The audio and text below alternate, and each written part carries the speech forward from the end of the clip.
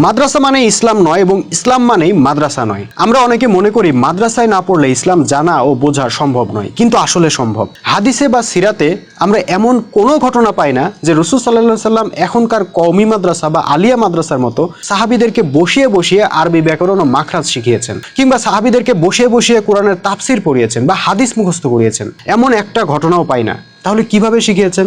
আসলে সাহাবীরা কখনোই মাদ্রাসা স্টাইলে ইসলাম শিখেননি, তারা খুবই প্রাকৃতিক পদ্ধতিতে ইসলাম শিখেছেন। বস্তুত রাসূল সাল্লাল্লাহু আলাইহি সাল্লাম কোরআনের আদেশ নিষেধ মোতাবেক রাষ্ট্র পরিচালনা করেছেন, আর সেই রাষ্ট্রের অধিবাসীরা অর্থাৎ মুসলিমরা তাদের বাস্তব জীবন থেকে, নিজেদের অভিজ্ঞতা থেকে ইসলামের মৌলিক জ্ঞানগুলো শিখে নিয়েছেন।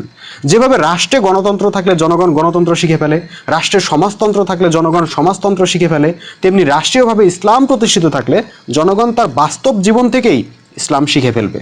এটাই রাসূলুল্লাহর ফর্মুলা ছিল এবং এটাই ইসলাম শেখার আদি ও আসল ফর্মুলা।